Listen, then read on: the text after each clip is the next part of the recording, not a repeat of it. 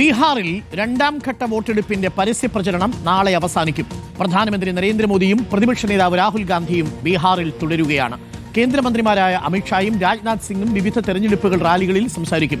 160 സീറ്റിൽ വിജയിച്ച് ഭരണ തുടർച്ച നേടുമെന്നാണ് NDAയുടെ പ്രതീക്ഷ. എന്നാൽ ബീഹാറിൽ ഭരണമാറ്റം ഉറപ്പെന്ന് മഹാസഖ്യ നേതാക്കൾ അവകാശപ്പെടുന്നു. ആദിൽ പാലോടുണ്ട് കൂടുതൽ വിവരങ്ങളുമായി. ആദിൽ പാലോട്, രണ്ടാം ഘട്ട പ്രചരണത്തിന് പൊടി പാറുമോ, തീ കത്തുമോ പ്രചരണം? ആദ്യഘട്ടത്തിലെ ഉയർന്ന പോളിംഗ് എല്ലാ മുന്നണികൾക്കും സ്ഥാനാർത്ഥികൾക്കും വലിയ ആത്മവിശ്വാസമാണ് നൽകിയിരിക്കുന്നത്. പൊതുവെ കാലാവസ്ഥ എന്താണ് ഇപ്പോൾ അവിടെ? നല്ല വെയിലൊക്കെ ഉണ്ട്, തണുപ്പുണ്ടോ അതോ ചൂട് തന്നെയാണോ? രാഷ്ട്രീയ കാലാവസ്ഥ ചൂടാവും, അത് സംശയമില്ല അല്ലേ?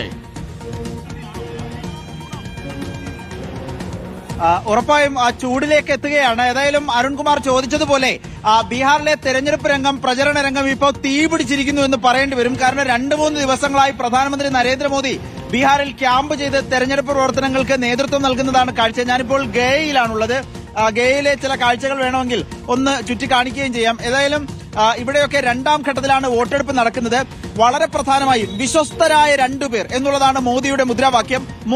മോദിയും നിതീഷ് കുമാറും, അങ്ങനെ 2 പേരാണ് വിശ്വസ്തരായിട്ടുള്ളത്. അവർക്ക് വേണ്ടിയാണ് നിങ്ങൾ വോട്ട് ചെയ്യേണ്ടത് എന്നാണ് മോദി ആവശ്യപ്പെടുന്നത്. എന്നാൽ പരസ്പരം വിശ്വാസമില്ലാത്ത 2 പേരാണ് രാഹുലും തേജസ്വിയും എന്ന വിമർശനം കൂടിയുണ്ട്. ഏതായാലും ഈ രൂപത്തിലുള്ള ഒരു പ്രചരണത്തിലേക്കാണ് അവസാന ഘട്ടത്തിൽ പോകുന്നത്. ഒരു വീട്ടിൽ ഒരു സർക്കാർ ജോലി എന്ന വാഗ്ദാനം, തെരഞ്ഞെടുപ്പ് വാഗ്ദാനം പരിഹസിച്ചുകൊണ്ട് മോദി രംഗത്തെത്തുന്നതും കഴിഞ്ഞ ദിവസങ്ങളിൽ നമ്മൾ കണ്ടിരുന്നു. ഒരു തരത്തിലും നടപ്പാക്കാൻ കഴിയാത്ത വ്യാജമായ വാഗ്ദാനങ്ങളാണ് RJD നൽകുന്നത്. RJDയുടെ വാഗ്ദാനങ്ങൾ കോൺഗ്രസ് പോലും ഏറ്റെടുക്കുന്നില്ലല്ലോ എന്ന ചോദ്യവും മോദി പരിഹാസ രൂപേണ ഉയർത്തുന്നുണ്ട്. 1302 സ്ഥാനാർത്ഥികൾ ഈ വരുന്ന രണ്ടാം ഘട്ട തെരഞ്ഞെടുപ്പിൽ മത്സരിക്കുന്നുണ്ട്, ജനവിധി തേടുന്നുണ്ട്. 122 മണ്ഡലങ്ങൾ അടുത്ത ചൊവ്വാഴ്ച പോളിംഗ് ബൂത്തിലേക്ക് പോകുന്നു. നാളെ കഴിഞ്ഞാൽ പരസ്യ പ്രചരണം അവസാനിക്കുന്നു. 2 ദിവസം കൂടി കഴിയുമ്പോൾ വോട്ടെണ്ണലിലേക്ക് പോവുകയാണ്. പ്രധാനമന്ത്രി ഇന്ന് 2 തെരഞ്ഞെടുപ്പ് റാലികളെ ബീഹാറിൽ പങ്കെടുക്കുന്നുണ്ട്. പ്രിയങ്ക ഗാന്ധി പൂർണ്ണയിലടക്കം 3 തെരഞ്ഞെടുപ്പ് റാലികളിൽ പങ്കെടുക്കും. കേന്ദ്രമന്ത്രിമാർ 1 2 3 4 കേന്ദ്രമന്ത്രിമാർ തന്നെ ഇവിടെ ക്യാമ്പ് ചെയ്തുള്ള തെരഞ്ഞെടുപ്പ് പ്രവർത്തനമാണ് ഇപ്പോൾ NDAയുടെ ഭാഗത്ത് നിന്ന് നടക്കുന്നത്.